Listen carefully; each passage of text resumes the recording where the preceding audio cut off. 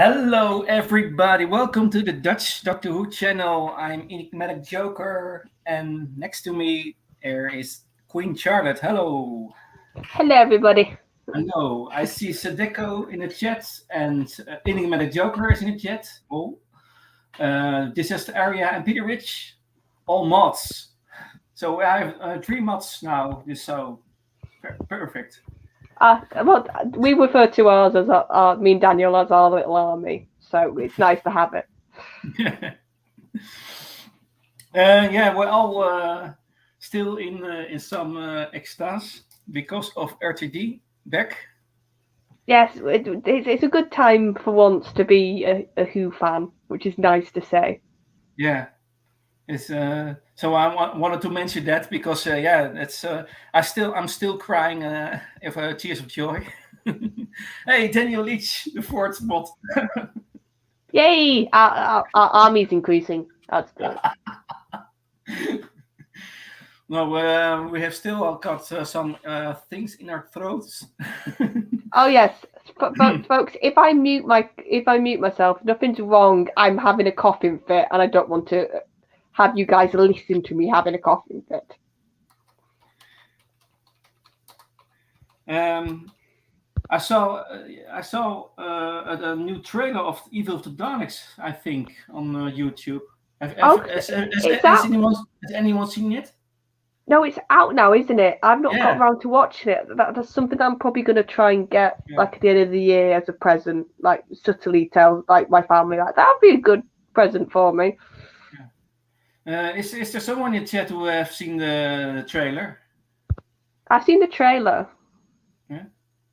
And it's thankfully there seems to be good animation compared to what we have had for Second Doctor stories. At least the animation looks good for this one. Mm-hmm. Sadako said, I've not seen it. I'm going to get it next time I'm in town. Yes, you can tell us, Sadako, next time in the chat what you thought.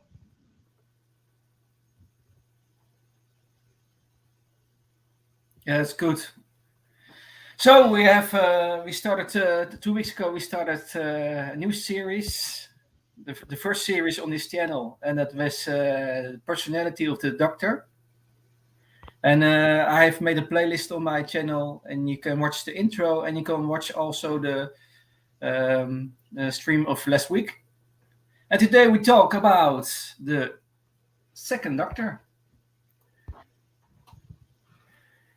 Some background or some intro information about the Second Doctor. Though outwardly warm, bumbling and clownish, the Second Doctor also had a darker, more cunning aspect to his personality, one which usually kept hidden in order to carry out his plans. We have also discussed that after each generation, it's a sort of reaction to the previous incarnation. Yes, certain traits almost are sort of developed in response to what's happened before, isn't it? Yes, and it's also mentioned in yesterday's stream of Davros also. Every incarnation is a reaction to the previous incarnation. It's obvious to also see.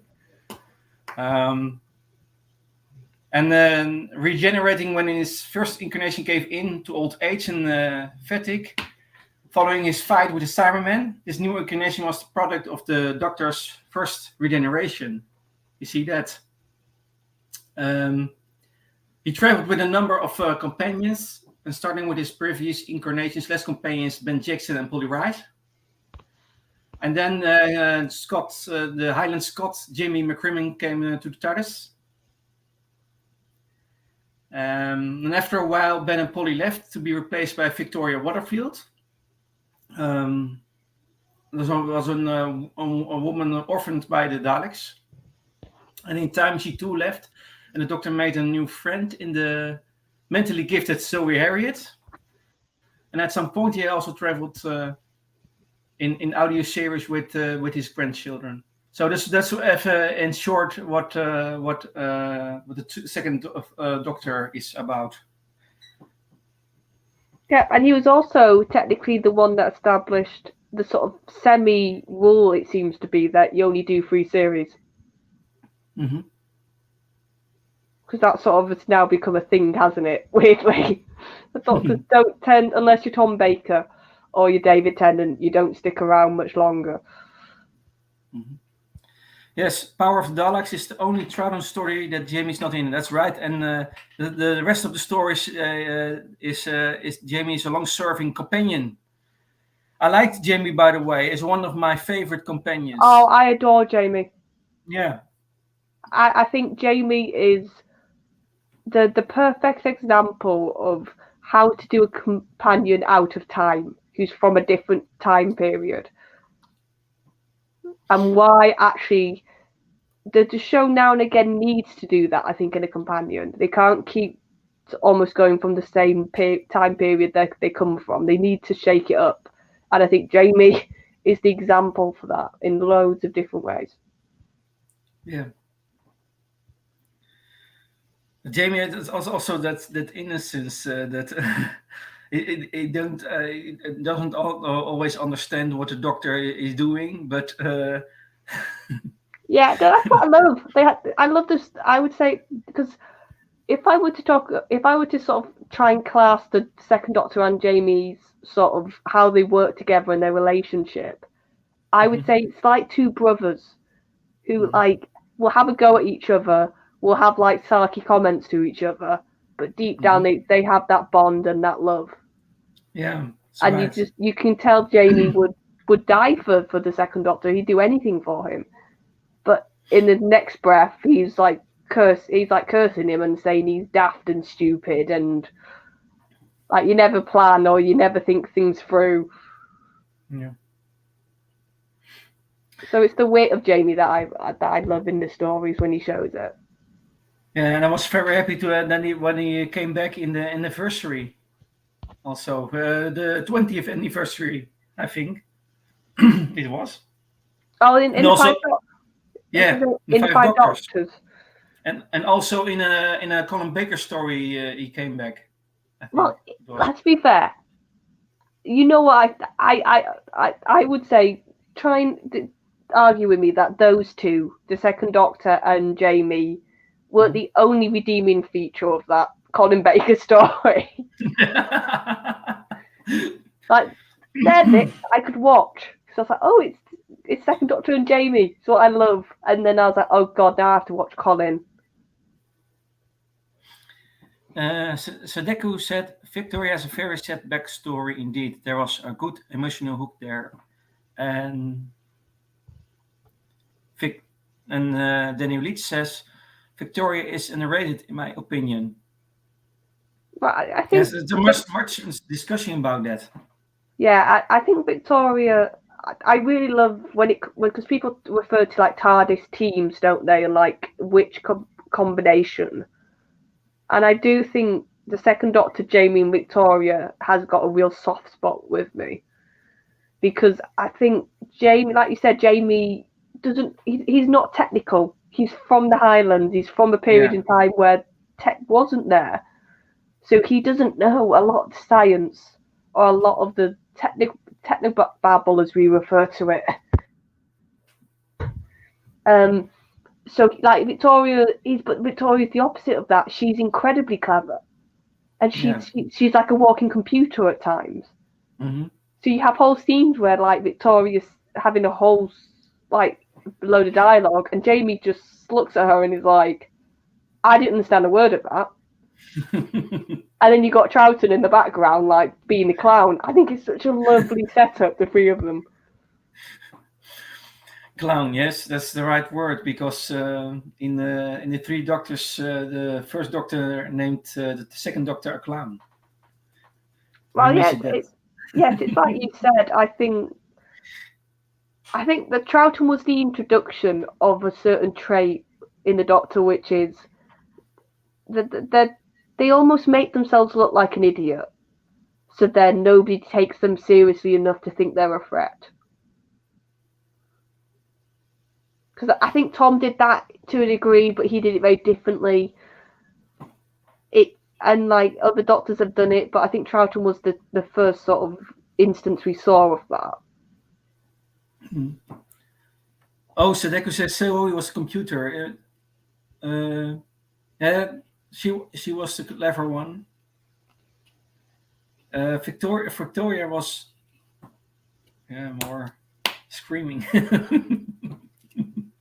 Oh, have I got my names wrong, Stuck? Sorry. Yeah, I guess that's he responds to what you said about it was Zoe. Zoe's indeed Zoe was the walking computer. Yes, I got Zoe and Victoria mixed up in my head for a minute with all the data and certain things.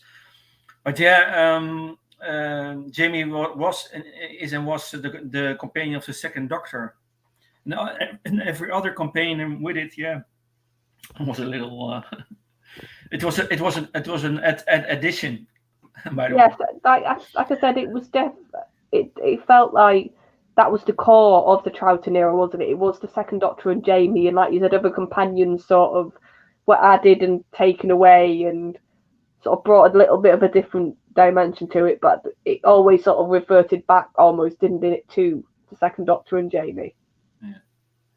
Daniel Leach says, a bit like me and you, Charlotte, we are sarcastic. Oh, you Scots are very witty, and Jamie showed that in spades.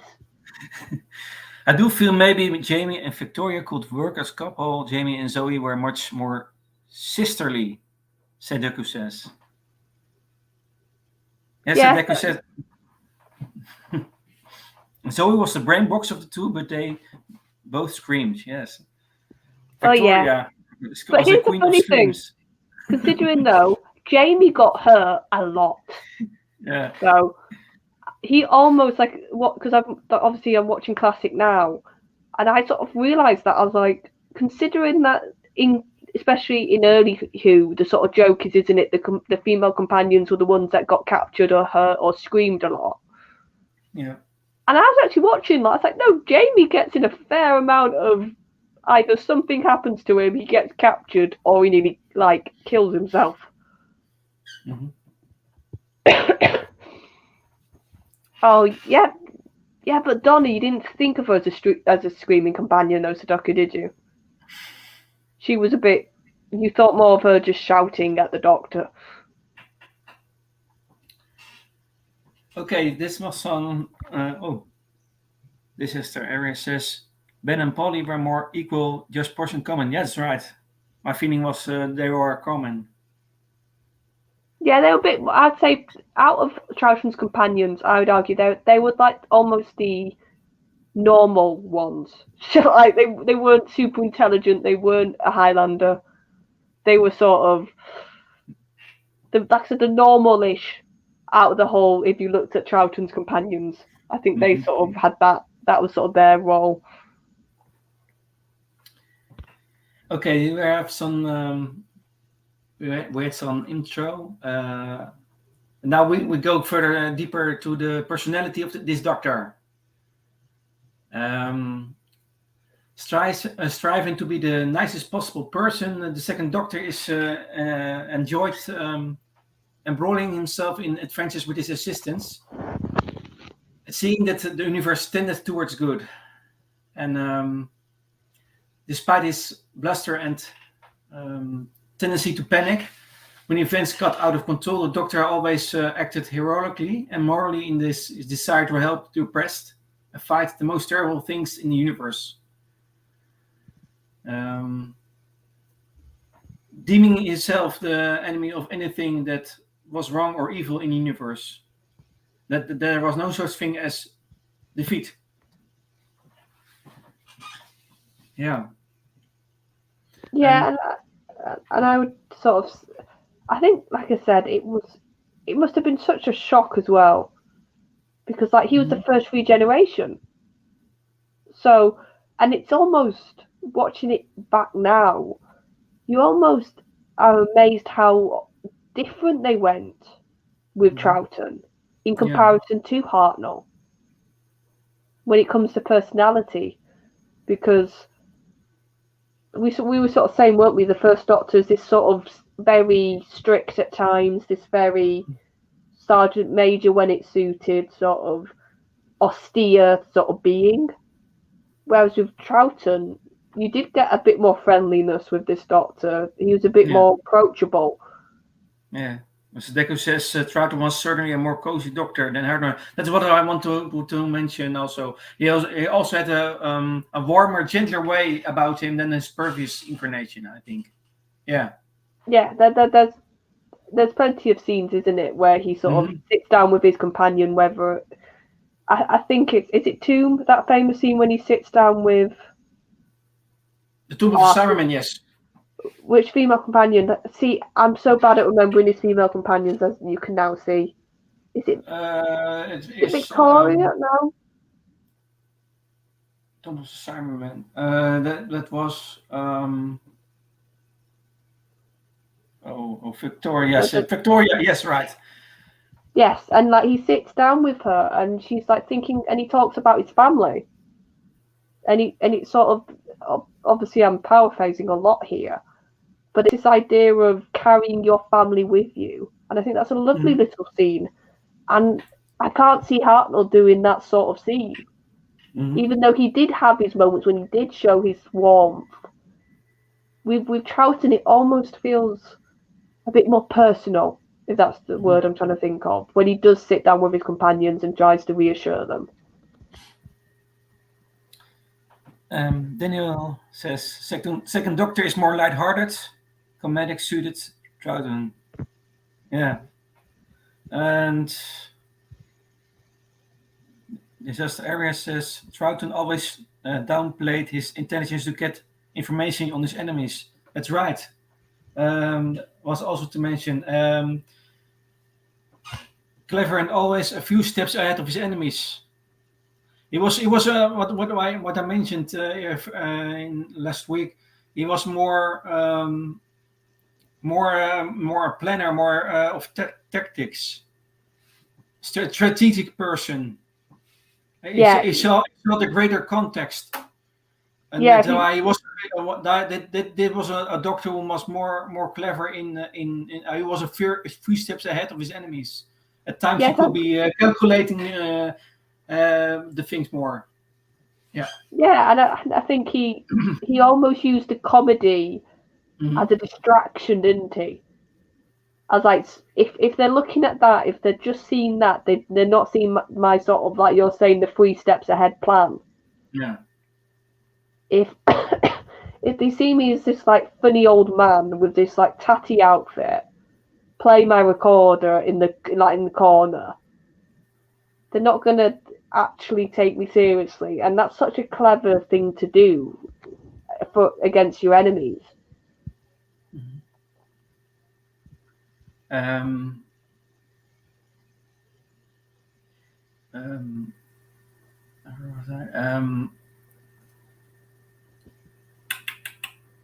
Oh yeah, that's what I wanted to say. At times he could be calculating schemer would not only manipulate people for the greater good, but act like a bumbling fool in order to have others underestimate his true abilities. You can see that also in the Evil of the Daleks and Tomb of the Cybermen.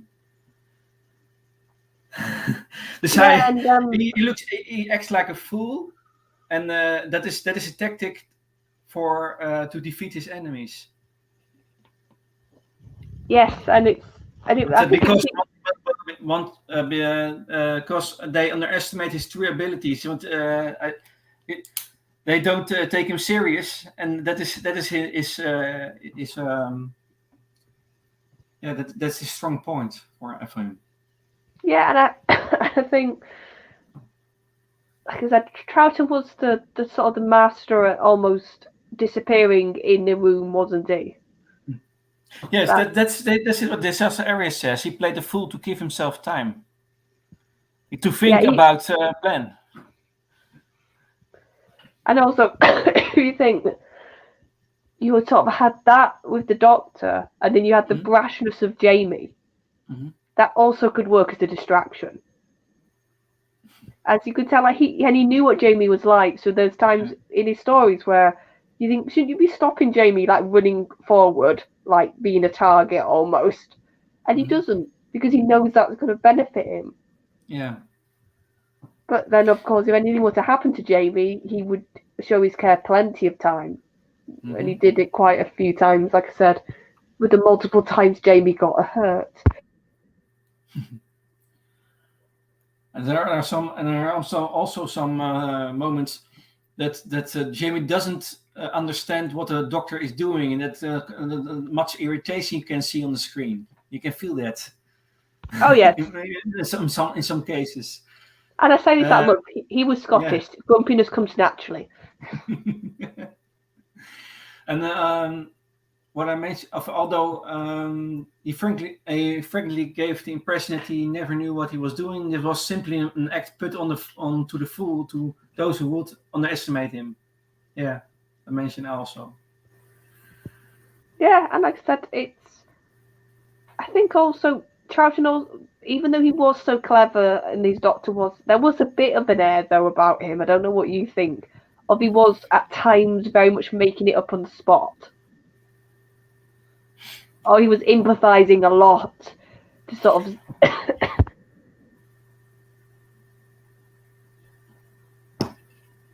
Oh. He was sort of improvising with what he had on the spot with his plan. Yeah, that's right. Whereas it felt like with William or with Bill's first Doctor, he sort of didn't want to do that as much. He wanted to rely on what he knew. Whereas Troughton, like, well, I've got this situation. I'm going to do make the best out of it, almost. Yeah, and he had also he has we can call it childlike recklessness. Oh yes. He would just. I love that. There's so many scenes when he just wanders into things, isn't there? Like, that looks like a dangerous situation, and the second Doctor just wanders into it. Yeah, but he adopted in the mode when it was necessary. He adopted a grave seriousness when the situation called for it. You can see that in for instance, by the mind robber.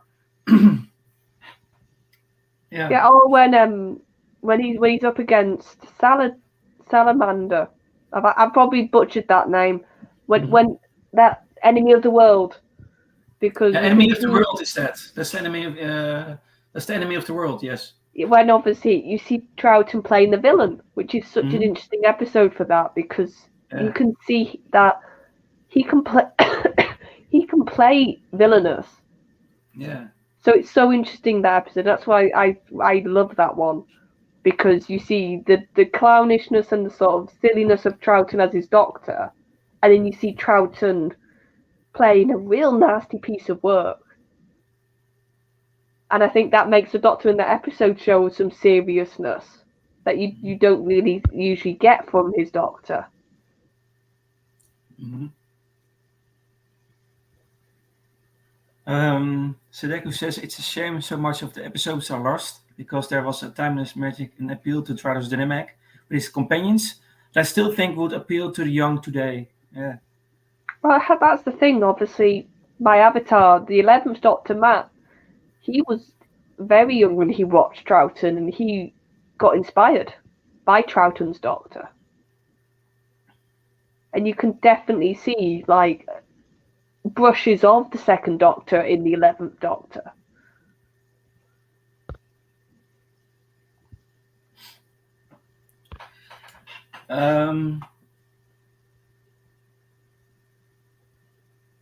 No, but that is, at least we get in the animations, and we are sort of at a point going to see the whole of his run. It's just a shame. I do agree that it's not the original episodes. I'm back. Mop acquired. Yes, the map is an item of Matt Smith. Oh yes, with the fez. Yeah, I know Kamikaze. Yeah, he has. Today he bought a fez and he is looking for a mop. Oh, so you cosplaying? Yes, he is. He collects stuff of Matt Smith. He has a vest now, and now he's looking for a mop. But he must travel with a mop, but with a bicycle. So he has a challenge. Oh God, yes. But that was another thing, to be fair, with Troughton. It was the physical comedy, wasn't it? Yeah, that's by the way. What I heard was one of the doctors who inspired Matt Smith was Troughton. Oh no, yeah, he when he got interviewed, he said he watched 2. Yeah, and he was just like mesmerized by Troughton's doctor. Mm-hmm. There are some similarities. Ook look for the bow tie, for instance, the bow tie. Oh yes, the bow tie definitely. You could see he nicked that, didn't he? But I think they share also, like I said, that trait of physical comedy. Like Troughton could do, because we were sort of saying with Bill, because of his age, I think because of his illness by the end, he couldn't do a lot of physical things, but he didn't need to with his doctor.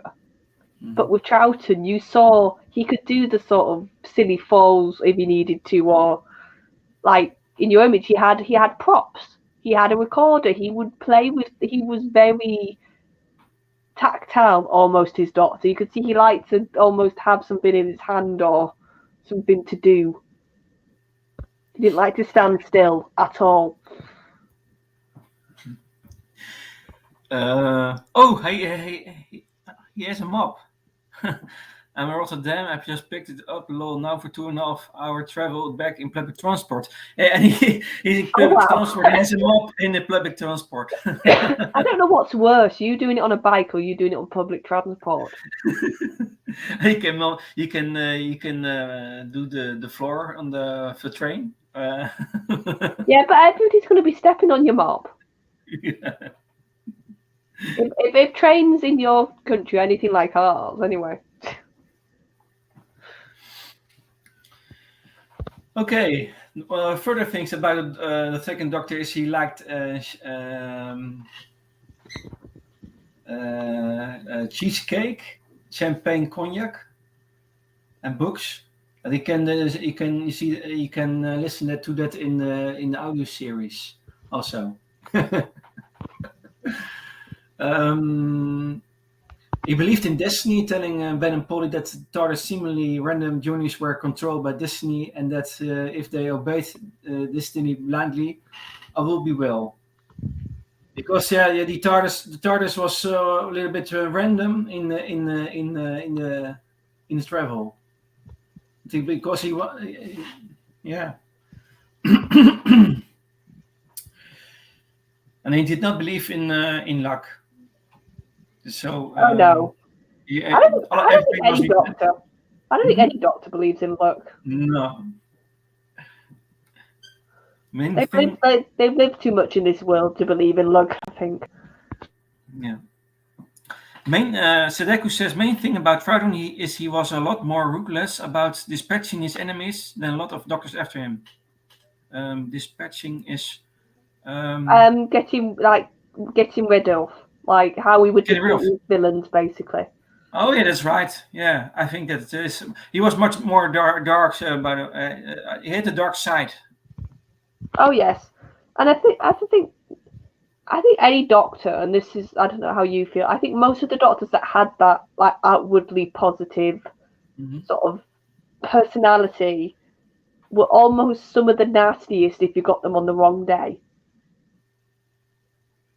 If that makes sense. And Sadeku says, I get the sense his doctor would not have kept giving the master any second chances. So that's more than only he has no mercy. You can say not in that less mercy than other doctors. Yes, I would say that. Yeah. But then that is also interesting because I never even thought of that. Like he obviously the master wasn't a thing he got introduced in the next era. Yeah. So ruthless is a good word, I think, in Sadeku. Ruthless, more ruthless. Oh yeah, like I said, see, I struggled to recall precise details with Troughton, even though I've watched quite a bit of him now.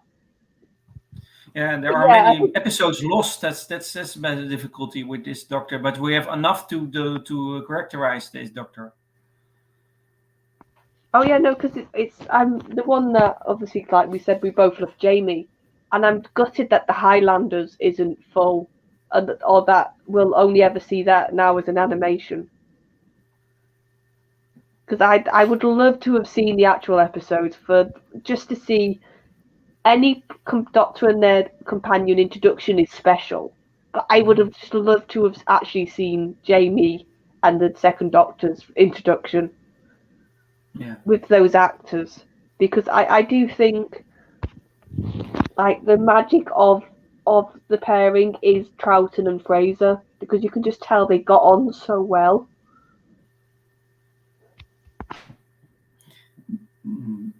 That's strange and powerful machine, Charlotte, says Daniel. Well, yeah, well, trains I can't mess up because I don't have to actually control them, Daniel. It's anything tech I have to use I mess up.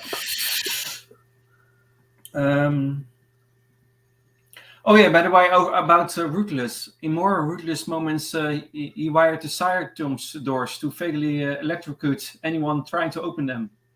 Oh yes, he did, didn't he? Yeah. And he attempted to destroy this great intelligence by absorbing it in his mind. By the web of fear. Yes, I suppose you could argue Troughton's Doctor was a lot more willing to kill his enemies. Yeah. For the greater cause, he sacrificed for the greater cause. He sacrificed one to save more. Well, if you think about it, he had to give up his own companions at the end. Yeah. Like that wasn't, and that's another thing. Like his regeneration is so interesting because it's a forced one. All the other Doctors, they pretty much had, I think they have a choice, but it was their own actions that caused the regeneration. Whereas it was the Time Lords with Troughton. They forced it on him. Mm-hmm. And also, he steered an ice warrior fleet into the sun in the Seas of Death. That's another example. And he used his ray gun to kill the masses of spiders. So and also appeared the salamander in the time vortex. Well, yes, because of course because Salamander was trying to get in the TARDIS, wasn't he? Yeah, and he just kicked him out and put him in the vortex. Yes, that's right. So there are so many examples of the ruthlessness. So that's a good one, Sadeko. No, that is a really good one. Yes, it's a really good one. Yeah, I hope they'll be animated soon, as I think they want to prioritize turning points. Yeah, that's why I'm a bit surprised the Highlanders hasn't been animated yet. The Evil of the Daleks is a trial story, I think. So that's what. It's Troughton. Okay. I'm just saying, I'm surprised the Highlanders hasn't been because it's Jamie's first episode. I get the sense that Salamander incident wasn't intentional; it just happened in the struggle. Yeah. I think. Yeah. Yeah, but still. From my memory, he wasn't very sad about it. No. He wasn't like, oh, that shouldn't have happened. He sort of just went, oh well, he's gone. Carelessly. Problem solved, almost. Problem solved. Okay, next time better. Yeah, no malice in it, but just a bit of, at least it stopped him using my TARDIS. Right. Sadeko says Evil is an obvious choice because of Daleks, but also Victoria's debut and also an important follow-up to Faceless ones. Oh yes, that makes, and of course it's the sort of the images of that survived were so iconic, weren't they, of the Emperor? So I can understand why it had such like this almost this vivid image, even though we hadn't seen it in the fandom's eyes because of the little telly snaps and the images we did get from it. And we go back to the story of the three doctors. We've referred in earlier to the story. The second doctor had a noticeably antagonistic relationship with the third doctor, and their personalities so different that they seemed incapable of working together without the authoritative presence of the first Doctor. That was the thing I thought about. The first Doctor, authoritative. The two, he was the first Doctor was needed so that the second and the third Doctor will work together. Yeah, it was almost like they were two kids, and like Dad needed to come in and break them up. Do you know, just like two brothers that were just fighting, and Dad had to step in and say, "Right, be adults and stop fighting." Yeah, and you can see that the second Doctor was afraid of the first Doctor more. Oh yeah, it's that says about him. It says something about him, by the way. Oh no, it does. And if you also think, like, obviously now it's seen as the first Doctor didn't want to regenerate, so maybe that's a bit of a reason why the second Doctor was a bit scared. Because maybe maybe this is my like fan thing now. Maybe he remembered that feeling of not wanting to regenerate when he saw the first Doctor. And he thought, you didn't want to regenerate, and what are you going to think of me because I'm the result? And hey, hello, PA, maybe. Hi, PJ. Good to see you, mate, in the chat. Yes. Well, no, because it was the same in the Five Doctors. Like, they still didn't get on, even at that point, the third and second Doctor. Yes, that's right. Because it was sort of... Trying to think, because they sort of... It was funny, because in the Five Doctors, sort of the first Doctor was with the fifth Doctor a lot, wasn't he? And obviously Tom was just a cameo. Yeah. See, it's a bit. It's pity on you can. Tom Baker wasn't in that story. It would be interesting to see the chemistry between the five Doctors. But William Hartnell was not alive in that moment. Played by another actor. Yeah, because I don't know what you think. I've got a feeling like Tom and the fourth Doctor, and the second Doctor would get on. I just have a feeling they'd get on, those two. And they'd probably gang up against the third Doctor. Because they both had that mischievous sort of personality, didn't they? Yeah.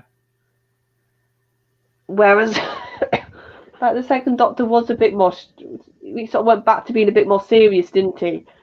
So now you've said that, I really would have liked to have seen Tom with Pat sort of having a bit of a fun, like said, a bit of a jibe at poor old John.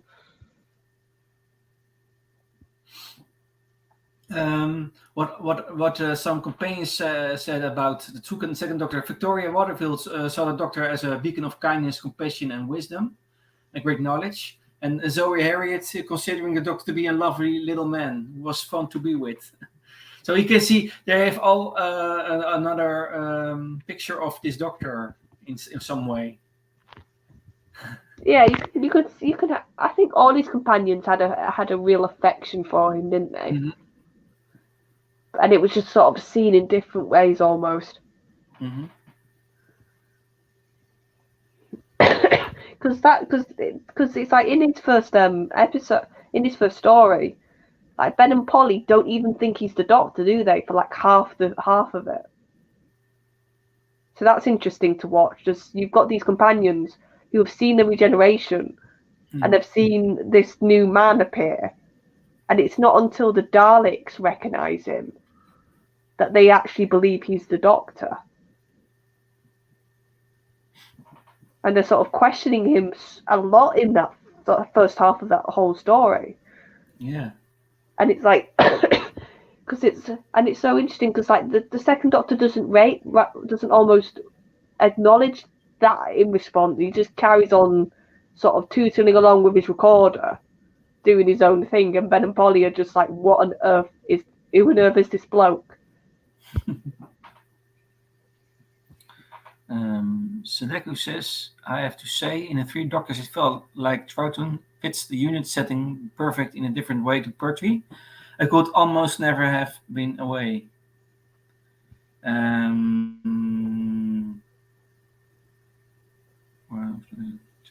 John's doctor would have been like for himself. He would have. I'm telling you, they all would have ganged up on all the other doctors. So would have ganged up on poor John's doctor. Yeah, the dandy, the clown. Yeah, that is Pertwee's the dandy, and Troughton is the clown. Yeah. And Ben and Polly are basically us, the viewer, suspicious of the new guy. Yeah, that's why. Yeah, they saw the regeneration of the Doctor, the first Doctor to the second Doctor. Yeah, and even because it's also interesting because obviously knowing now that they hadn't even used the term regeneration. Yeah, that's right. Wasn't created. They just needed to explain why it was no longer William Hartnell.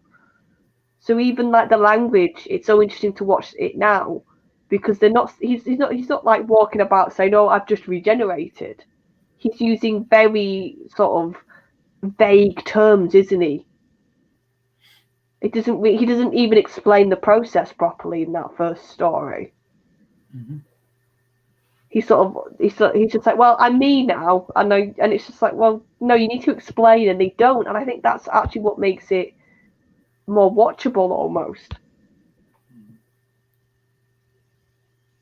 And like we sort of said this before, Troughton's era was so interesting because you can see them literally like building up that the Doctor's a Time Lord, that he's from Gallifrey, and like all those things that like later on are going to be so important.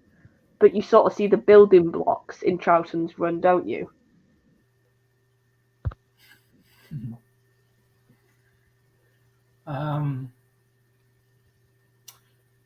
And he was also a Doctor who was faced with a forced regeneration, by the way, from Time Lords. You can see that, and he was concerned over his next incarnation's appearance, but maintaining that he had the right to decide what he looked like. Oh yes, he said that. He wanted the final saying in all things. He wanted to have influence about his second appearance. That there's the only one Doctor who had some conditions. Oh yes, he's basically like he's conditioned. Yeah, he's basically bargaining, isn't he? With the Time Lord. He's like, oh no, you can't do this. You can't do this. So he's like, that's why like the effect also is so trippy, isn't it? Basically. It's like because he's got the multiple faces, hasn't he? Yeah. And it's the only time I think they've done. I know they did it a bit with the Fifth Doctor, but it was the companions' faces. They've not done that since for Doctor, like that multiple faces appear, and it's such a weird looking regeneration, Troughton's, isn't it? Yeah. And of course, to add to that, another thing that makes him unique, you don't see him turn into Pertwee. You see the start of the regeneration in the War Games, and then for Pertwee's first episode, he just falls out the TARDIS. So that's also another interesting aspect of the second Doctor, that we don't see the traditional one face to another part of the regeneration process. Hello, Dave. Yes, that's PJ. Too fat, too short, too skinny, too old. Yes, but immediately he has an opinion about things. He's concerned about the next appearance of him. He want to have a good appearance. He want to have a Doctor after him who will continue the things he has done. He's concerned. He's concerned in some way. Well, I would argue, obviously on the surface, it looks like he's almost being vain, doesn't it? He's worried about what he's going to look like. But I think it's that fact that he's wanting to get control back, isn't he? Almost.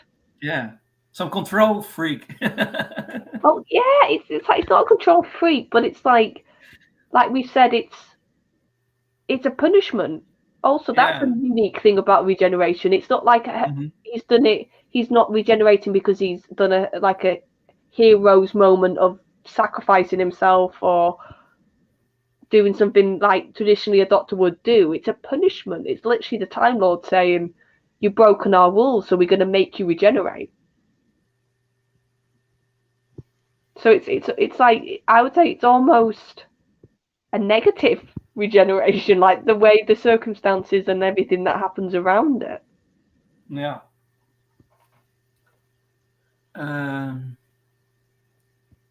Oh, it's a nice link to to Red Dwarf.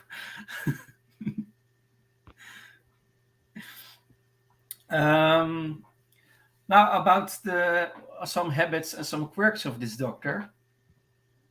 I noticed that the second doctor developed a habit of running away from danger, and when inappropriately prepared, often instructing his companions to retreat with, "When I say run, run." You see that most of the time in some stories. Yeah, and it wasn't just the fact he ran away; it was the way he ran, which is another thing you can see Matt like sort of got inspiration from, because they both run away, like not like a sort of looking sort of, like I said, like the hero or looking sort of in control. It's manic when he runs away, Troughton. Yeah. It does look like a sort of this old weird like man just running away, and it's such a funny sight. Mm-hmm. I think some, yeah. I'm trying to think of I've got a scene in my head right now, and it's when he's trying to avoid bombs. Mm-hmm. And it's a story with a brig in it. What's it called? This chat will probably help me because I'm terrible. It's a story with a brig, and he's running away, and it's such and like bombs are just going off everywhere, and like the coat's flapping, like Faceless he's flapping. The faceless ones. I don't know, because it's not an animated one. The Invasion, that's it. Yeah, Invasion of the South. And that's such a funny scene. Mm-hmm. And I think only Troughton could pull that scene off. Invasion, yes. And also, okay, what I want to say, when I say run, run, some other doctors in New Who use that. Tennant, for example, that run phrase. Or even Eccleston, I think. Well, that's how we first met his doctor. Yeah, when I say run, run. So they use it from Predict Troughton.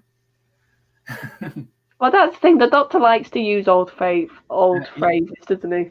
Yeah, as you can see, they did their homework for Doctor Who, the Tennant and Eccleston. You can see that. And then what he also said, he was prone to exclaiming, "Oh my word!" when startled. What did he say? Oh my word! Oh my word! I want to say he also said like, "Oh my giddy aunt," or have I made that up? Yeah, that's right. Oh my giddy aunt. Other phrases. And and obviously which became a bit of an in joke. Jamie had his, "Oh, that's a big one," didn't he?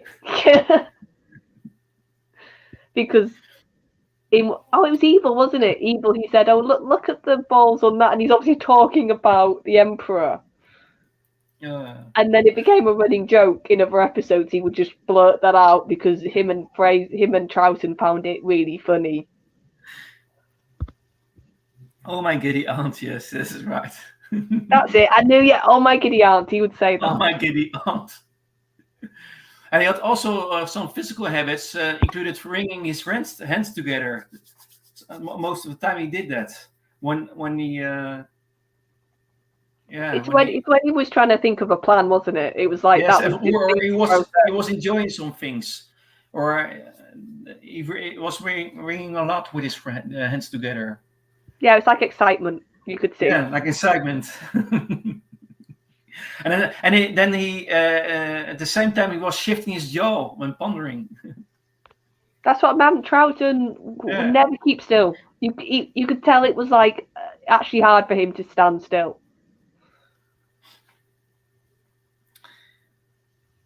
The Brigadier was in two Troughton stories: Whip of Fear, though he was a colonel by then, and the Invasion. Yes, and then the first was I think with let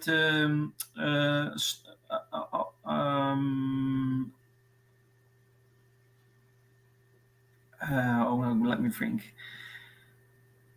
The snowman? No. The snowman? Okay, let us. Okay, bringing his hands. Oh, do you mean the Yeti? The Yeti, yes, that's right. That was the encounter with the Yeti. Yeah, that was that the first time? Yeah, that'd be the first time then. Mm-hmm. Bringing his hands while thinking and clapping when he had a solution. Yes, that's right. That's what I mean. Yeah, no, and that's why I think that's why some of the animations, when they get the physical motions right with his doctor, it's so good. But when they don't, you so notice it, don't you? Yeah, he had a strong non-verbal Patrick Taunton, a strong non-verbal. That's what I mean. That's why it's such a core bit of his doctor, and if they don't get that right in the animations, it's so lacking. And when they get it right, you go, yes, that's Troughton. That's the sort of if you were to joke about it, it's almost like he constantly had an ants in his pants, as we would say in the UK. Like he was always moving the hands or moving a bit from side to side or doing something. He was almost like he had an itch permanently. Oh yes, he was also the first with the sonic screwdriver, wasn't he? Yes, that's right. And the first one, yes. But back then it was for to solve every plot. A sonic screwdriver. That's right. The first role he had was another. He played another character, Nicholas Courtney. Oh, I didn't even know that he was in a Gold story. Mm-hmm. It's so weird when I see obviously the Troughton stories with him in because he looks so young. Yeah. By the way, you can see my avatar. I'm Patrick Troughton, and I have a recorder in my hand. That was also you can see it all from the first story, Power of the Daleks. You can see he plays a recorder a lot, and it irritates. Oh, Ben wants to hit him. You can tell. Yeah. You can tell Ben every time he gets that recorder out. He's just really this is not the time to be playing a recorder. Mm-hmm. But he used it he played it to concentrate while under stress. You can see that he is playing with the recorder when he is captured, when he is taken prison, and he wants to lighten the stress. Yeah, it's like his way of coping almost. Yeah, and he thinks of a plan while he's playing his recorder. Yeah, whereas the first Doctor would sort of go into a corner and sort of not going to a corner, but he'd sort of scowl a bit. That's when you were like, oh, he's thinking. He's been a bit quiet and scowling. With Troughton, yeah, it was sort of having the recorder out or doing something a bit silly.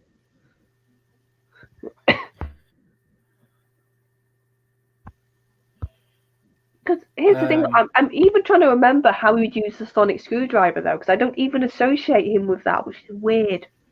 Mm-hmm. Considering he invented it in a sense, or his doctor was supposed to use it. I come to the conclusion that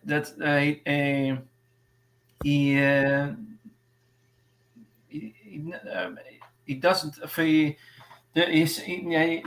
Sonic screwdriver. He uses not much his sonic screwdriver. No.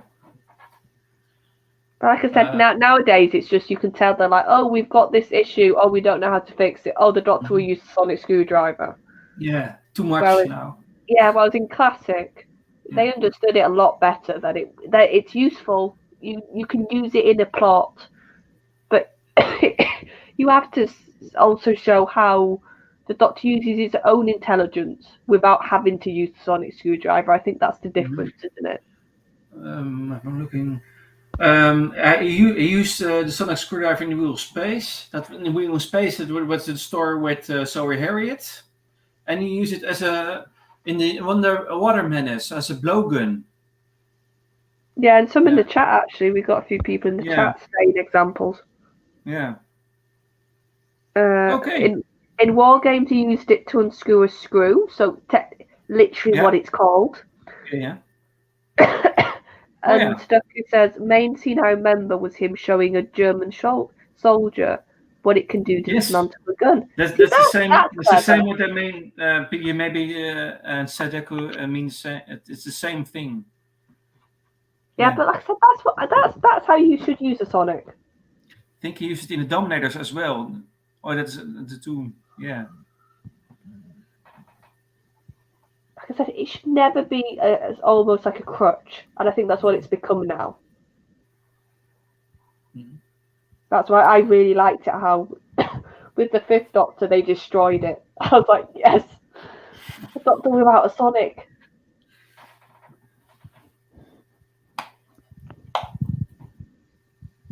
Mm-hmm.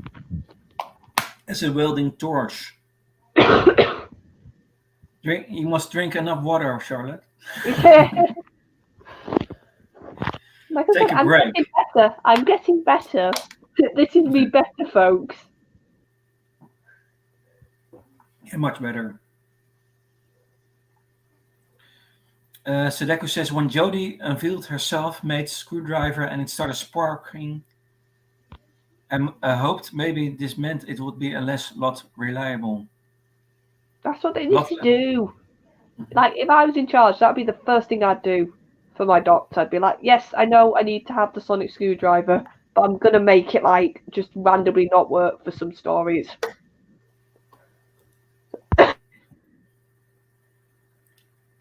Just so the Doctor, like I said, has to think on their feet, has to use their intelligence.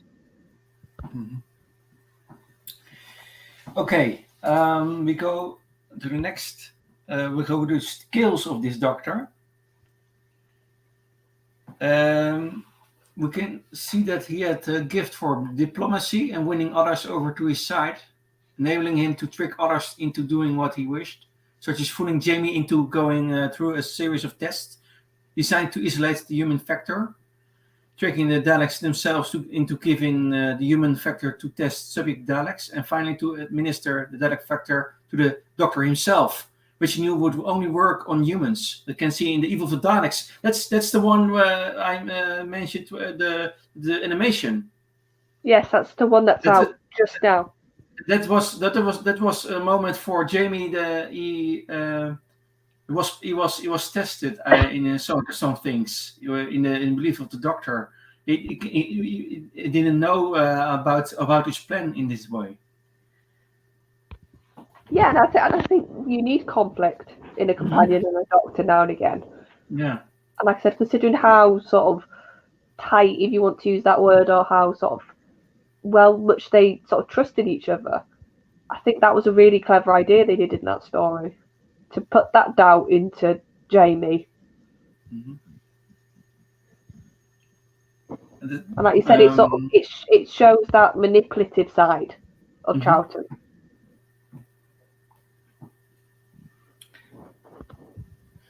In a similar way, he got Donald Bruce to ally with him over Raven Salamander in The Enemy of the World, and he pretended to go along with the Great Intelligence brain transference operation in order to circuit the disembodied being, and in the can see in the Web of Fear, and then convinced the war chief to regard him as an ally. That can be seen in War Games, and persuaded Omega to spare the Third Doctor's life in the Three Doctors. So also that you can see there's some diplomacy and winning others for his side. For his purpose, for his Yeah, you can see with Charlton's Doctor, he was very careful with his words, wasn't he? He knew how to phrase certain things or say certain things to get people, like you were saying, on his side, or to just literally trick the enemy. He wouldn't use force; he would just talk to them. Can you say that he has some that he was in comparison to other Doctors more manipulative, or is that too big? Too big to say that? See, when you say manipulative, the first Doctor that comes to mind is Seven, obviously Sylvester's Doctor. Yeah, okay. But I don't know. I would say, like I said, he wasn't manipulative. He was very careful with how he phrased things. Mm-hmm. Like I said, he knew how, like you were sort of saying, he didn't. He knew how to appear sort of. Oh, like I said, it's so hard because I don't know. Now I'm sort of doubting myself because it is sort of similar, isn't it, to what the Seventh Doctor would do sometimes. Yeah. PJ says the same set that McCoy used in. Oh, yeah, that's Curse of Fenric. Well, yes, he tried to break Cease's trust in him, didn't he? Yes, I think you're right, and I think you're right about that. That the Seventh Doctor is the most manipulative because. I can agree with that. Yes, I can agree with that. But I think that Troughton is a second. Yes, there's definitely traits there. Yeah. Oh, that's nice too. I like this this series. This series you can deepen every Doctor, and then you can go see the bigger picture in things. And why a Doctor is different from the other, and that the every generation is an effect of the other. Yeah, because the way I see sort of the idea of the Doctor and why I think the Doctor's such a fascinating character is in pretty much every other fiction, every character is just that one version, or they just carry that one life experience. Whereas what other character can you say has all these different life experiences, like stacked almost, in the same character? That they can pull back something from hundreds of years ago in another body almost that they did. And that you can see the sort of influence there. This is as a question. Does everyone have a favorite Troughton story and companion? Now the companion is Jamie. Oh yeah, hands down Jamie. Stories. I like the story of Double to Cyberman, one of my favorites.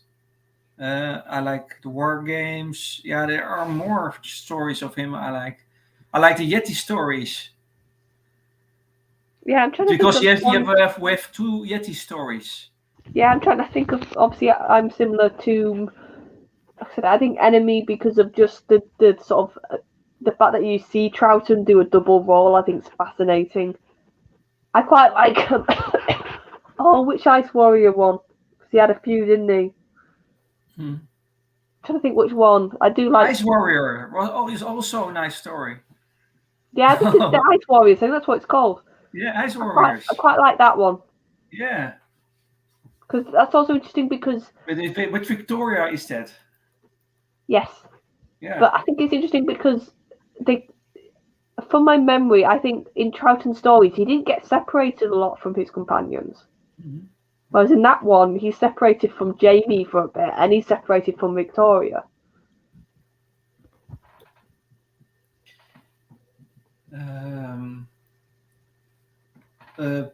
Also, his skill was that he was a convincing actor, being able to masquerade as a comedian's director without arousing suspicion. We can see that in the Faceless Ones. Yes, and against his will, he also impersonated his physical double, Raymond Salamander. He was a bit of a chameleon, wasn't he? Almost, He could sort of shift into the role that was required. Yeah. And with his performance, by the way, he was convincing enough to fool Jamie and Victoria. They didn't saw that it was a doctor. Yes, and that is a very fun scene. Yeah, when they walk in and he's just full on salamander, isn't he? Yeah. And then he's like threatening them, and like Jamie's about to like have a fist fight with him, and he just goes, "No, Jamie, it's me!" And as soon as he sort of the voice changes and everything, that's why I love that story because it really shows off the range of Pat and just how he can, in that 1 second, go from such a scary villain to the sort of lovable second Doctor sort of saying, "No, Jamie, don't hit me." It's so funny. And we can see by the way, in the second story of Troughton, when we meet for the first time Jamie, he also plays he's do some acting, like for example, a German physician, a washerwoman, and a wounded British soldier. So three things he is acting. Well, that's the thing. Also, like Troughton, he had so much experience, didn't he, when he came into the role? That you could just see when they had to, and you could tell he liked playing different characters almost. Yeah. He liked dressing up. He liked the sort of fun of it. You can see he just saw it as fun. Yes. And I think he really enjoyed in Enemy, sort of doing things he would never be able to do as the Doctor. Yeah. So I think he's one of the doctors who played who can act the most in some way. Oh, thank you, PJ. You have a good night, mate. Whether you're streaming or having a relax tonight. Okay. Thank you, PJ, maybe for your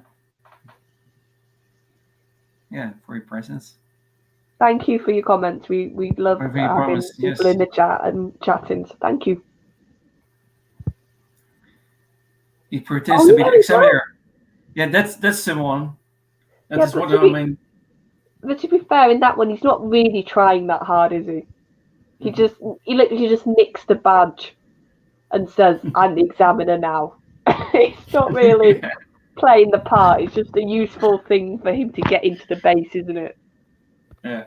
Oh yeah, now another one. He was dressed like a strange gypsy-like magician in Atlantis in When the Water Menace. Like I said, he loved dressing up.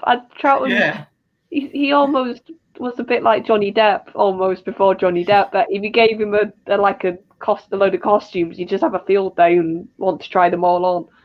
Mm-hmm.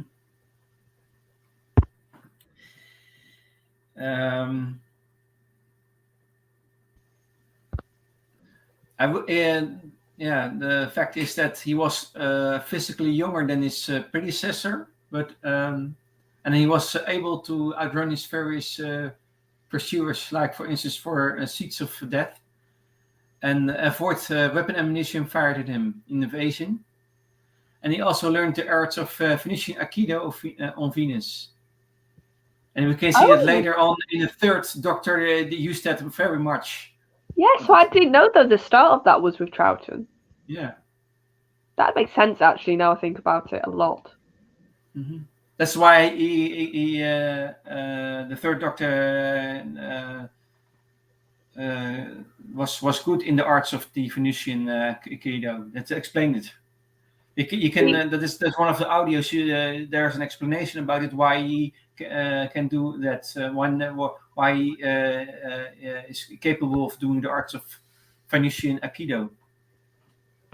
Yeah, because that's another thing. Obviously, the second Doctor, you sort of got the sadness of his episodes being lost, but because of Big Finish and because Fraser can literally sound exactly like Troughton, almost, it's scary. Because have you listened to any of the audios with Fraser doing obviously his impression or version of the second Doctor? No. Oh, you need to. I'll see if I can point you to some of the free ones, because just Fraser, like I said, you can see almost him and Pat would almost kindred souls. We would say they just instantly got on. They instantly got each other. So now when Fraser's doing him in some of the audios, like you were saying, all the mannerisms are there, the way he spoke, the sort of the glee, the natural happiness with Troughton's Doctor, and the sort of at times childishness. And Fraser just gets it, and it's so impressive when he does the Troughton voice. Yeah. I knows him better. One other skill is he also possessed telepathic ability, including being able to use telepathy to show Zoe Harriet his previous adventure with the Daleks via mental projection. You can see that in Wheel of Space, for instance. Oh, see, like I said, yeah. So some telepathic ability. Yeah, so that then is the basis of like almost New Who. Mm-hmm. The way the Doctor's very sort of, he can look into minds, can't he? A lot in New Who, and he does a lot of that sort of stuff. Yeah, and I can find that in other classic Doctors. I think Troughton was the only one who used telepathy. I'm going through them now in my head. Yeah, I think he was. He was the only one, then, wasn't he? Mm-hmm. Tennant used telepathic ability, I think. Oh, I'm thinking classic. I'm trying to go through classic Doctors now. Okay. And because Tennant did it a few times. Yeah. I'm trying to think. Did Matt do it? No. I don't know. No. And I think Capaldi did it a few times. Yeah. So that's one skill I saw. I can see with Patrick Tagon's Doctor. And yes, disaster. He was going to do that originally, and it's such a good thing he didn't have let's say, certain things on his face when he was playing the Doctor, because that would have just made his era now unwatchable for certain reasons. Mm-hmm. The master of the land of fiction had to trick him with his loyalty to Jamie and Zoe in order to gain partial control of his mind and will. We see that in Mind Robber, and also he locked his mind in battle with the great intelligence and kept it occupied long enough for his friends to act against it. That's the Abominable Snowman. So there's also an example of his ability, telepathic ability. With mind battles, he was strong. Yeah, to be fair, Stucky's just said in the Three Doctors, there's hints of telepathic powers between the Doctors, but I don't know Sudoku because it's three versions of himself, so surely he would have that naturally. Because it's basically the same mind almost, you could argue, just different versions. Whereas... Oh no, he does actually, yeah, and I've just watched that recently, yeah, he does have the whole mind battle Tom Doctor, doesn't he?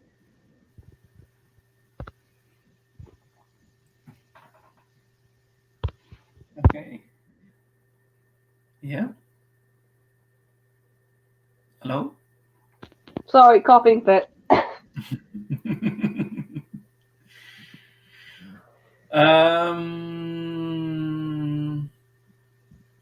He had some basic level of hypnosis, by the way, having used it on Victoria to break the programming implanted by the Great Intelligence in Tibet, and on Songsten in order to extract information regarding the intelligence scheme. It's also in the Abominable Snowman, by the way. Yeah, so there's some more battle in minds. Yeah, because there's still Troughton I haven't watched yet, and I will get there eventually. I'm sort of slowly getting through classic. Mm-hmm. And I could also reverse the hypnotism of. He could undo that.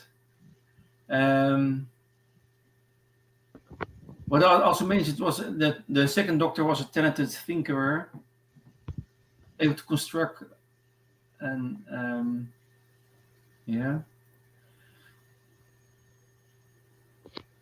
Okay.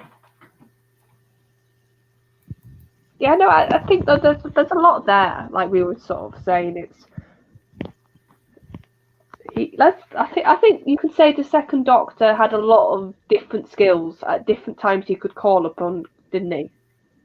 Mm-hmm. He didn't really have just one way of dealing with things.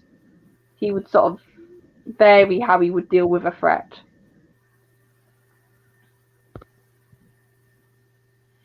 Sadeko says, even before the mind battle, he tells the sister there is a moment he censored Morbius' mind and present, and that was the first clue he was alive. Yeah, but could it maybe be the planet Sudoku? I'm just throwing that out there. Oh yeah, that does also affect the original character of Susan was going to be telepathic. Yeah, I read that in the past. Oh, was she? That's interesting. Right. I wonder why they didn't go with that then. Maybe they just didn't think it would work. Yeah, and maybe it's one of the skills in for Time Lords in general. It could be. It really could be an easy one to have just as a general thing they can all do. Long distance messages, sending messages along distance by telepathic ability. Which is funny because, like, if you think about how like Gallifrey's a planet of science, and it's like really strict about that, and if they've all got low level like telepathic powers, that's the exact opposite of science. Sudeku says his exact words were, "For a moment, his mind touched mine. I sensed his rage at the Time Lords." Yeah, like I said, I watched that episode recently. Yeah, so that basically does says almost it's not a Doctor trait. Almost you could argue then. It's just a general Time Lord trait. Because the Master shows it definitely, doesn't he? Mm-hmm. So it's really not unique to the Doctor, you could argue.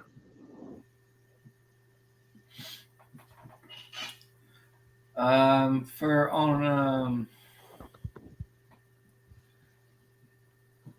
it mentioned that the first Doctor called his second incarnation clown, but we have also the third Doctor labeled him as a scarecrow, and it came seen the 5 Doctors scarecrow.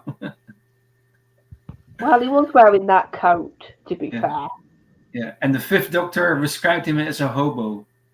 A hobo is a dog. Like I said, he was wearing that coat.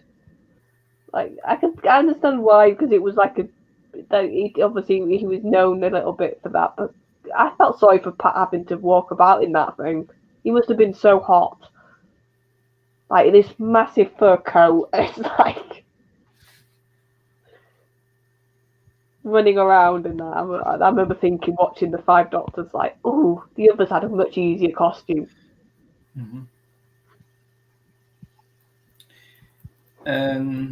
Further on, more things about the Doctor is that he had a hairstyle that was like for Polly. He compared the hairstyle of the Doctor to those worn by the Beatles. Oh yeah, it's definitely a Beatles. It's definitely a Beatles mob, isn't it? And there's some flower pot. Yeah, it's and like it never looked neat, didn't it? In every episode, it looked like he hadn't brushed it. It was just he woke up and that was his hair. Yeah, it looked like he comes out of his bed every time. Yeah, he really did. It was just like, yeah, are you gonna brush your hair today, Doctor? No, okay. The only time his hair was different was with the Enemy of the World. There was another hair style. And in the 2 Doctors, because it wasn't dyed, was it? He had the grey hair, mop top, which made him look so old in the 2 Doctors. To be fair.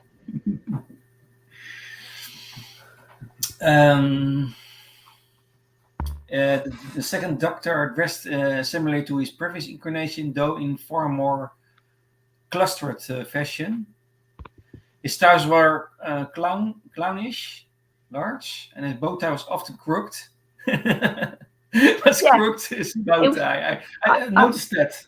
I almost see it as like he kept the bases of his first Doctor costume, but he didn't look after it. So it's like a really scruffy version of the first Doctor's outfit.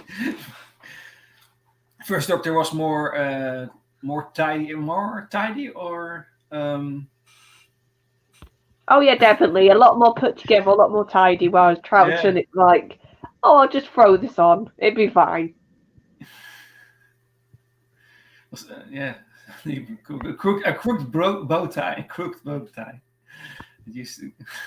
Well, yeah, and it was also like the trousers at times. I swear that they weren't straight half the time either. It utterly looked like almost a child. Do you know, like when a child dresses themselves and they don't quite do it right? That's what the Pat's doctor looked like half his life. And he also wore a battered old frock coat, many size too large. Yeah. This is in certain things he was really clownish, Patrick Troughton's daughter, and also in his clothing. Yeah, but like I said, he almost had this vibe of he didn't care what people thought of him. Yeah. But then, like we said, he was very crafty. That he looked a bit like an idiot. Nobody would notice him. So that's the fun question almost with the outfit. Was it on purpose, or was he just that scruffy? Like, which one is it almost with the second Doctor? Sadeko says, in the three Doctors, I half expected Hartnell to. Yeah, to tell, obviously, fun of typing, to tell the other two, will you pair just get a decent haircut already?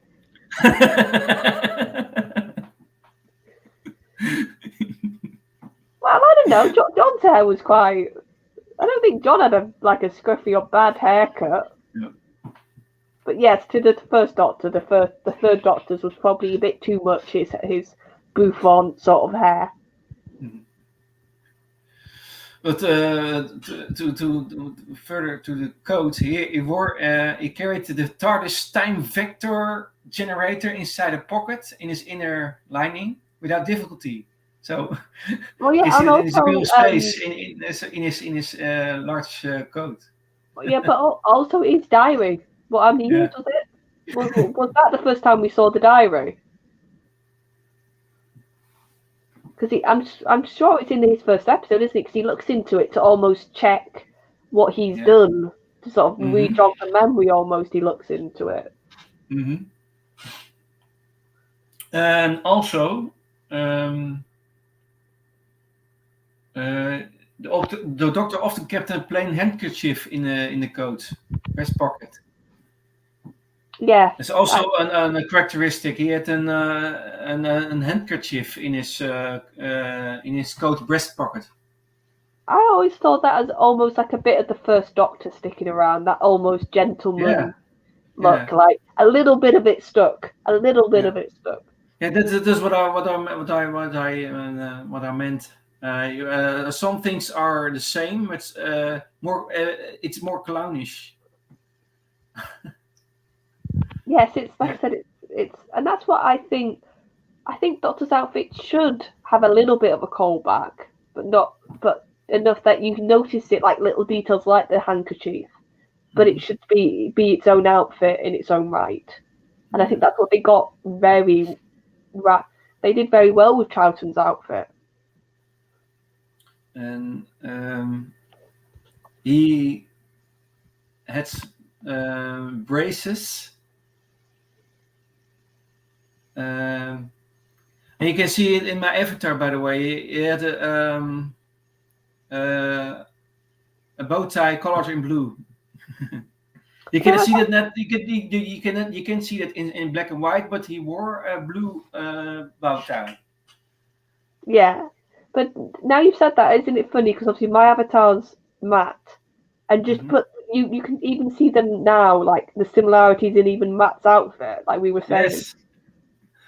Yeah. Like the bow tie, even funny. The sort of the way the coat hangs is a little drought. It's a little bit Troughton-esque, isn't it?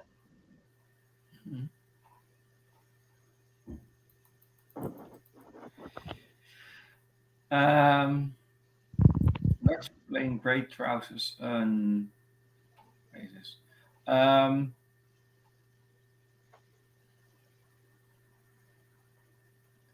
think that was mainly it wasn't a very over the top outfit, was it? It was quite simple. Yes, it was a simple outfit. Like there wasn't a big long scarf yet, or like a big coat or anything. It was mainly the bow tie, I think. So, like, if people like we've always said, like certain doctors have associations, don't they, with outfits? And I think with Troughton, it's very much the bow tie and almost the sort of recorder. Those are the things I think of when I think of Troughton. Matt Smith certainly felt more doctorish to me than Ecclesworth at the end. Well, Matt sort of emphasised the old. I think Matt brought back the old man, didn't he? Yes. That's the. I see more classic doctors in Matt Smith. I think that is. When I think about it, when I think of all the new doctors in the revived era, I think Matt Smith. I see that Matt Smith has done his homework in a certain way. I think I see some classic characteristics in him more than by others. Yeah, which is sort of crazy because obviously Tennant grew up and was a massive fan, and Capaldi was the same, and Matt was the one who he knew what the show was, but he only watched it once he got the part, basically. So that just sort of I think that shows how lucky we were with Matt, that he was this younger actor, he was this sort of new person coming into it, but he instantly could watch just so enough that he needed to, like you said, look at classic and like pick the little things he wanted to sort of use and bring his own version of.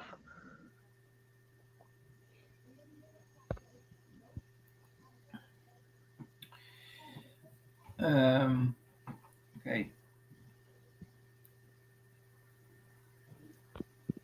What's my next?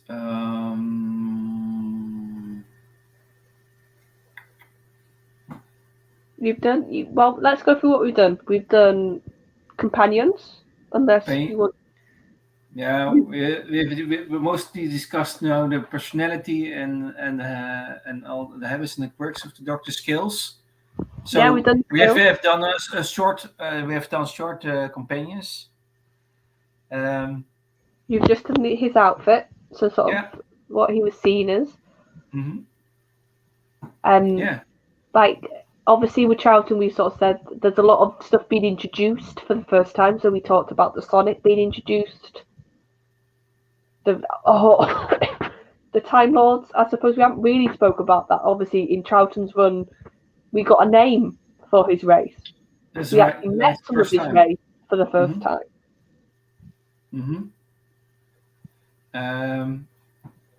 Oh yeah, that's what the thing I want to mention.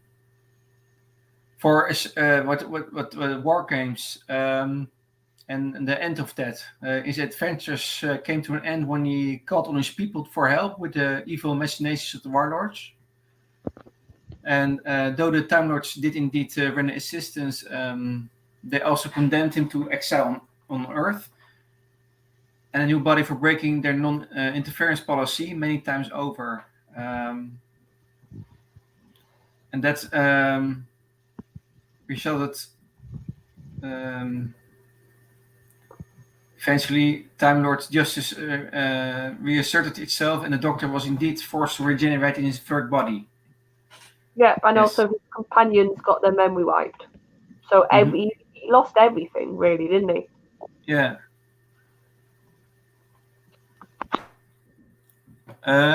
Favorite moment between the companions? The War Games where Zoe's had to deal with a very piggish Mexican bandit.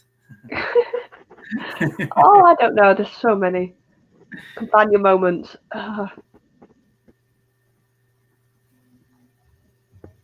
I like it when because I'm terrible for episode names, but when they go to the space museum and like Zoe's like trying her best to explain to Jamie what half the things are, and he's just stood there like with his mouth open, like amazed.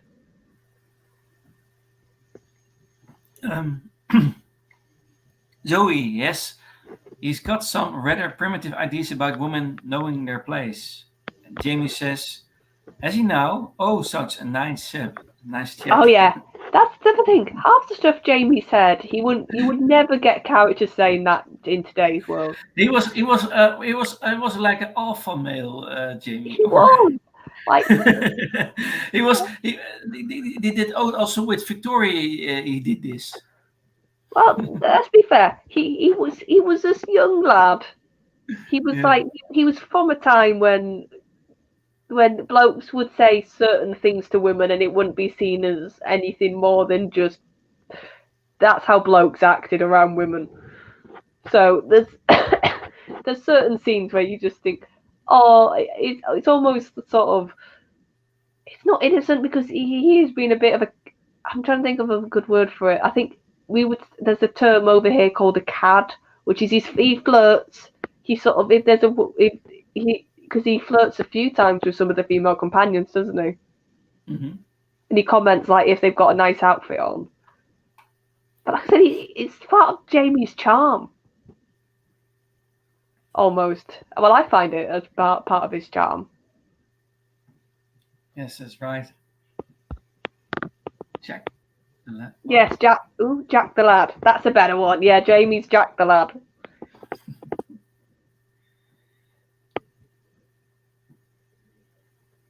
So, yeah, we have talked much about this doctor. I think we've done most of it. Most of it, yes.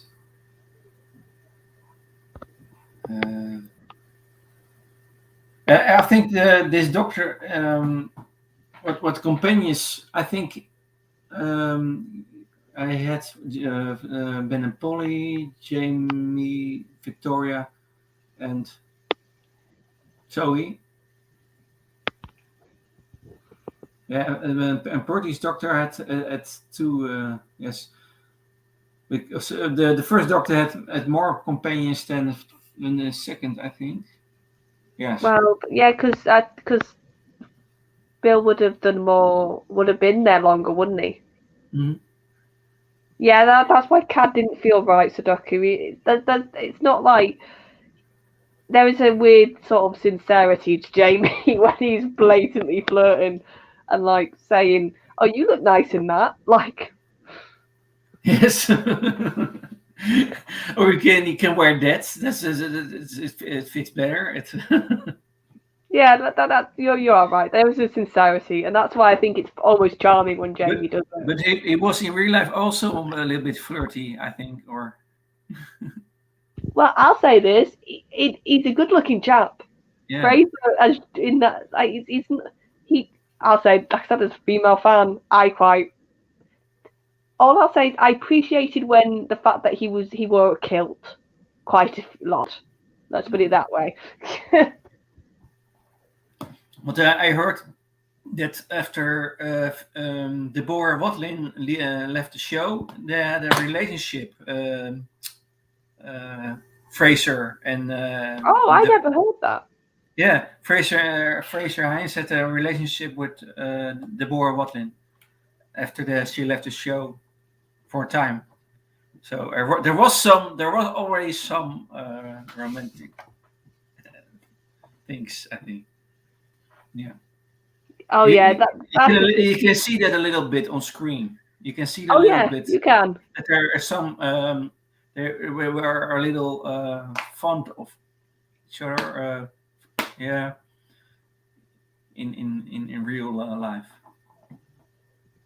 I think you can notice that in some. Yeah, there's chemistry, like you said, between them. Yeah, so it makes sense that they dated on. Yeah. Afterwards.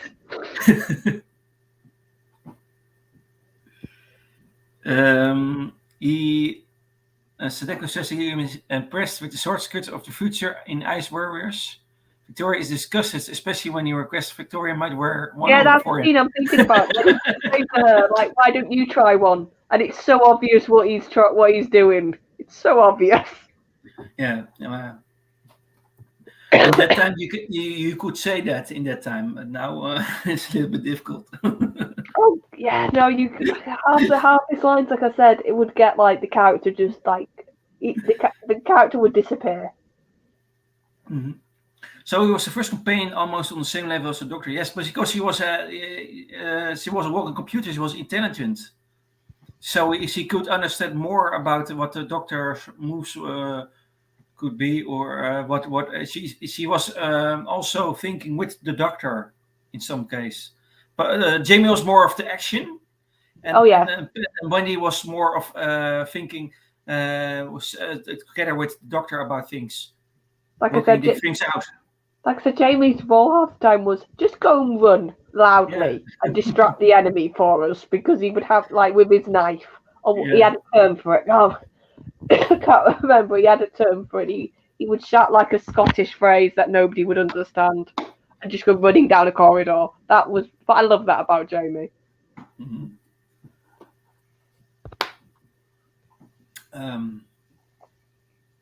Yeah.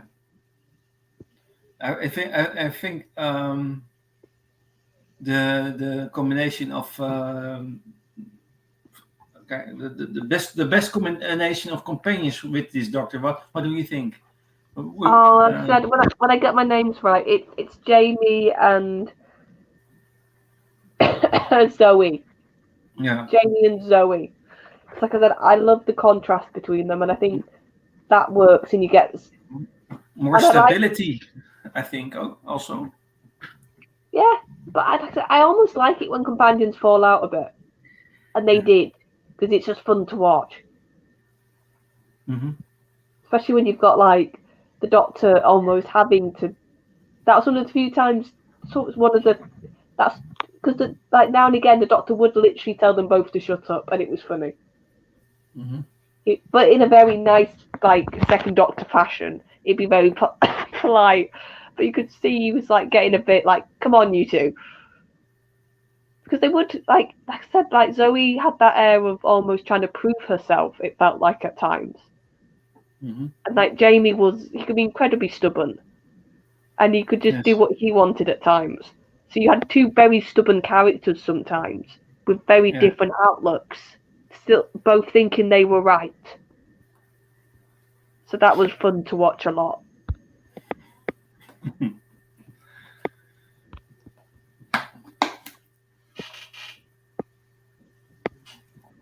Okay, but we know that are many episodes lost of the Troughton era.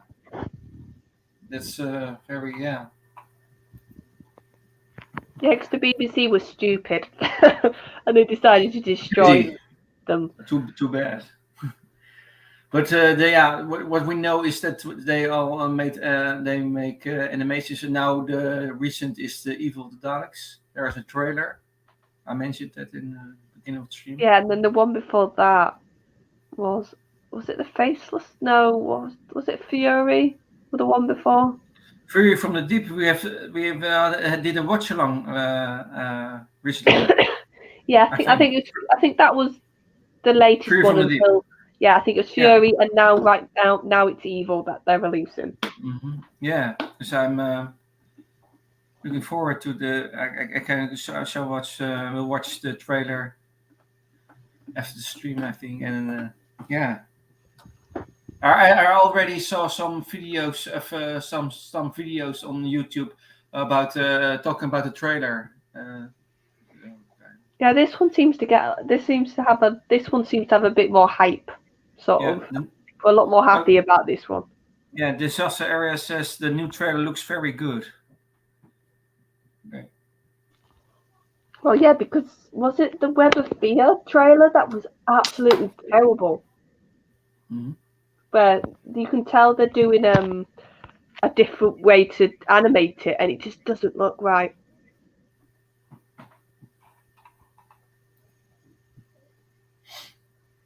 I think they dropped that trailer for Web of Fear. I think that was on the 60th on the anniversary this year. That's what they sort of dropped as like a treat for everybody, and it's not. You can tell in that one, it's not like hand drawn animation. They've like used computers to do it, and it just looks weird. Yeah. Yeah, some people like the animation, some people don't. I think some people want to see only the telesnaps. Call you that? You call it Telly snaps? snaps. Yeah, you got it Yeah, right first time. telesnaps. Yeah, yeah. It's the comparison, and then some people want the nostalgic version. Yeah, and I think the thing is as That's well, it's not just one team doing them all. They've got different teams doing yeah. different animations. Hmm. So some are naturally going to look better than others, I think. Yeah, and what I mentioned earlier is Patrick Troughton is very strong in his non-verbal, and that you can animate what you want, but that does not. It's almost impossible to do that in animation because he was so unique in his non-verbal. Yes, it's That's the difficulty with Troughton's animation, doing animation with Troughton stories, because you need his face in a reel to see to feel the expression, to feel what episode is about, what he is doing in his well, actions. yeah, because obviously you anybody can copy, can't they? The Yeah, expressions, but at the end of the day, it's a copy. It's not actually the actor, yeah. and you can tell that so clearly when it's not done right.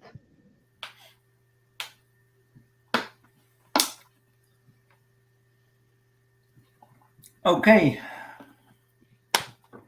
And have you heard any audios of the? Yeah, you mentioned that you heard some audio adventures of the Second Doctor.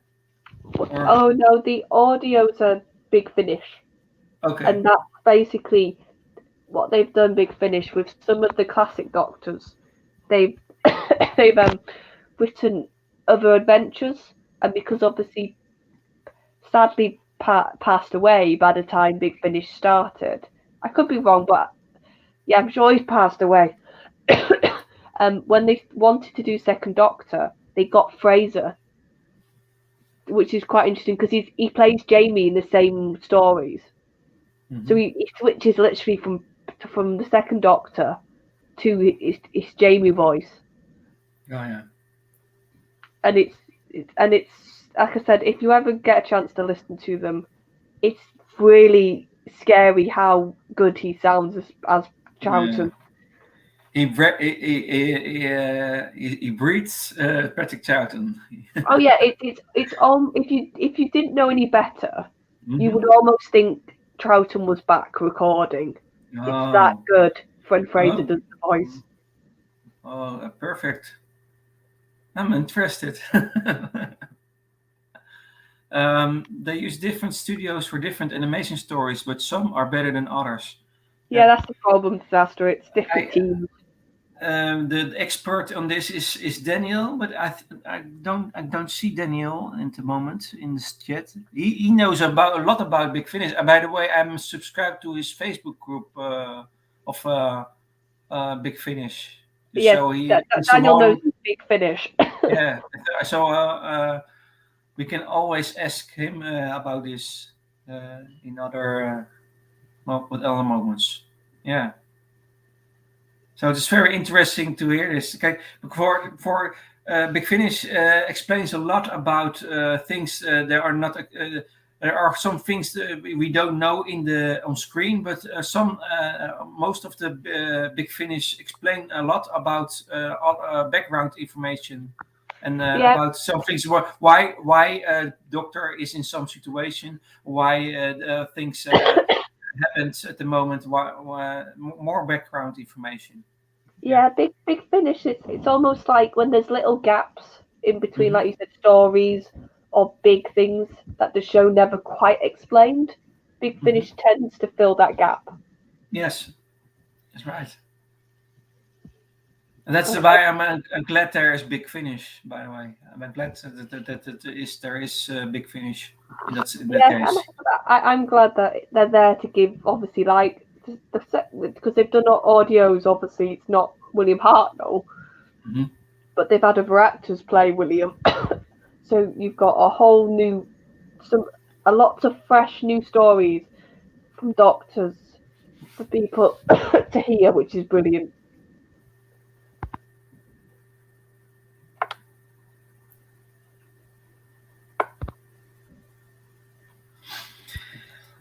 Okay, I think we have discussed everything about the second Doctor.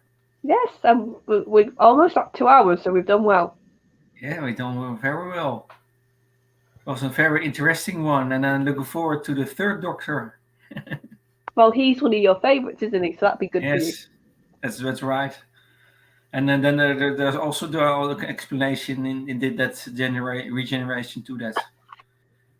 And also the case with is there's also a story between we see that the Doctor will regenerate in the last scene.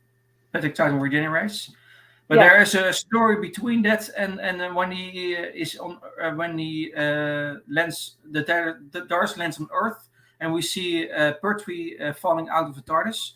But there's a story between that in Big Finish. I have read. So there the Timers still use him for their purposes, but that's another story. Well, so there's a whole story between what we see on screen by Pertwee and the last scene of the War Games. Oh, it's hinted at in Second Doctors, isn't it? Because he's working for the Celestial, what's it called? Time Agency. Yes, that's right. The Celestial Time Agency. That's the right one. So, and people are thinking, so in the Second Doctor, we see him for one story in that in-between phrase. Yeah. But then it doesn't quite fit because Jamie's there. So it's a bit awkward to try and make it make sense. Mm-hmm. Yeah, the Disaster Area says we will regenerate in color next time. That's right. But I thought there were also some episodes in black and white in the Pertwee era, and some were colorized. Because I have some stories, some episodes in the Pertwee era have in black and white version, and some in color. Maybe they were broadcast in black and white.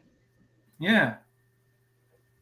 What the case was, there were some copies. I heard it last time.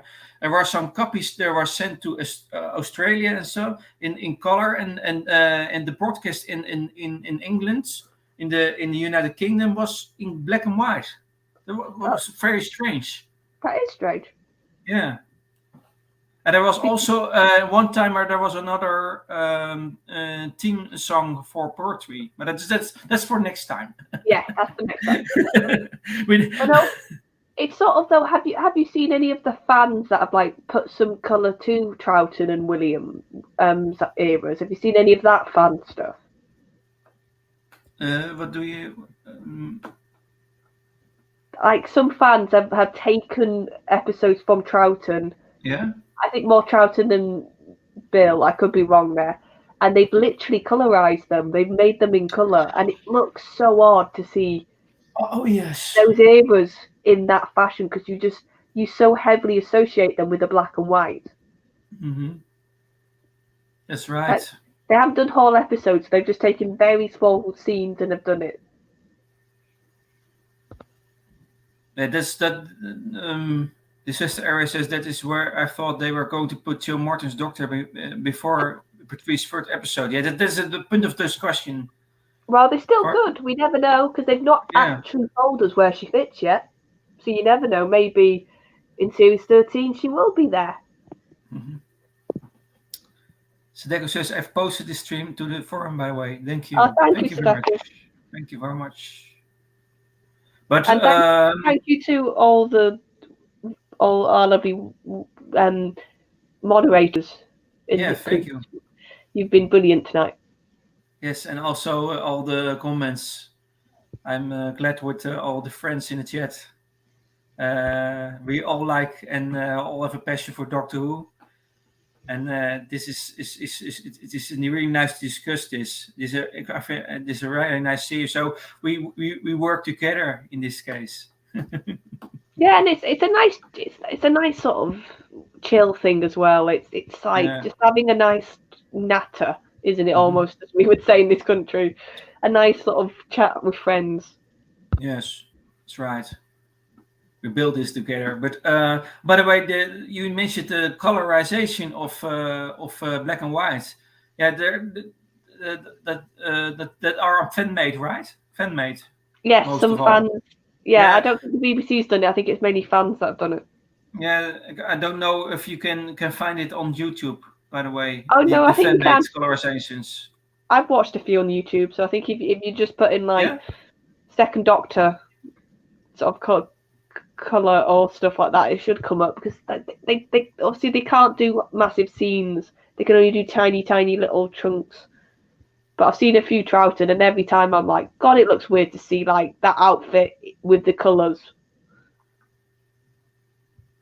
Yeah, but the point is it still nostalgic, or is it still speaking?